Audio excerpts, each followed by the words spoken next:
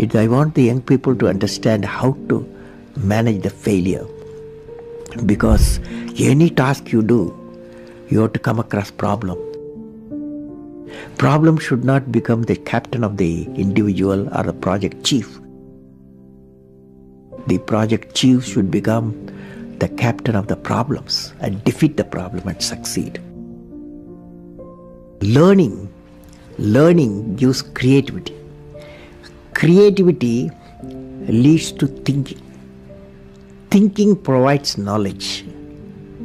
Knowledge makes you great.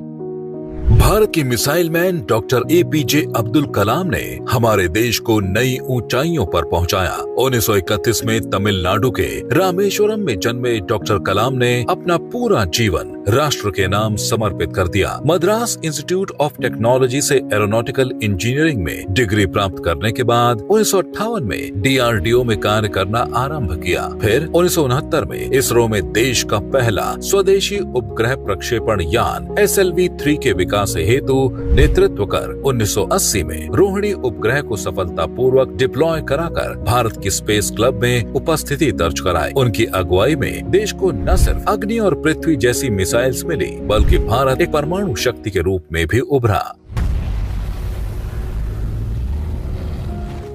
2002 में कलाम साहब भारत के राष्ट्रपति बने। उनके कार्यकाल में उन्होंने देश के युवाओं को निरंतर प्रेरित करने का कार्य किया। वो चाहते थे कि देश की युवा शक्ति विकसित भारत के सपने को पूरा करने में अपना योगदान दे। भारत के 11वें राष्ट्रपति के रूप में उन्होंने देश को आगे बढ़ने की दिशा दिखाई, साथ ही विश्व शांति का भी संदेश दिया। Now what we need is a carrier of eternal goodness and wholesomeness in human contact, which is called righteousness.